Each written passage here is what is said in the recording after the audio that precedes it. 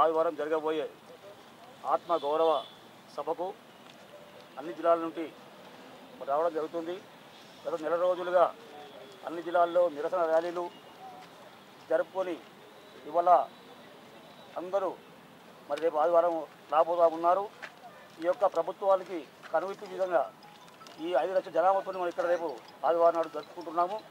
కానీ అదే రకంగా మా వంతు బాధ్యతగా గ్రేటర్ హైదరాబాదు మహాసభ అధ్యక్షునిగా రాష్ట్ర జేఏసీ కన్వీనర్గా మేము కూడా హైదరాబాద్లో ఉంటున్నాం కాబట్టి హైదరాబాద్లో అన్ని కాన్స్టిట్యూన్సీల్లో సమావేశాలు జరుపుకుంటూ వచ్చాము నిన్నటి వరకు కూడా. మరి ఇవాళ కూడా కొద్దిగా కొన్ని 2 జాగాలు పోవాల్సి వస్తుంది కాబట్టి ఎక్కువ సంఖ్యలో హైదరాబాద్ నుంచి రావాలని చెప్పి అన్న రాయనన్న పిలుపుకోవడం జరిగింది. ముదిరాజ్ ఐక్య వేదిక తరఫున అన్ని సంఘాలు ఒక్కటై ఇవాళ ఒక మంచి శుభపరిణామం కాబట్టి అందరూ కూడా హైదరాబాద్ నుంచి కాన్స్టిట్యూన్సీ నుండి డివిజన్ల నుండి కూడా ఎక్కువ సంఖ్య రాబోతూ ఉన్నారు కాబట్టి మరి ఎక్కువ బాధ్యత హైదరాబాద్ ఉంది కాబట్టి ఆ ప్రయత్నాల్లో భాగంగా మేము అందరం కూడా చేయడం జరిగింది. రేపు ఆదివారం కూడా అందరం కూడా బ్రహ్మాండంగా 3 గంటల వరకు ఇక్కడ చేరుకొని ఒక్కసారి ఈ ఆత్మగౌరవ సభ ద్వారా ఈ ప్రభుత్వాన్ని కనువిప్పి కావాలని చెప్పి కళ్ళు తెరవాలని చెప్పేసి కూడా ముదిరాజ్ ఐక్య వేదిక హెచ్చరిస్తూ ఉంది. ఎన్ని అడ్డంకులు పెట్టినా కానీ ఈ సభ ఆగదు. ఇది ఒక ఉప్పెనలాగా ఒక సునామీలాగా రాబోతూ ఉన్నారు హైదరాబాద్లో.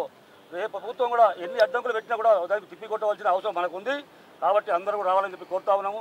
జయ ముదిరాజ్, జయ జయ ముదిరాజ్.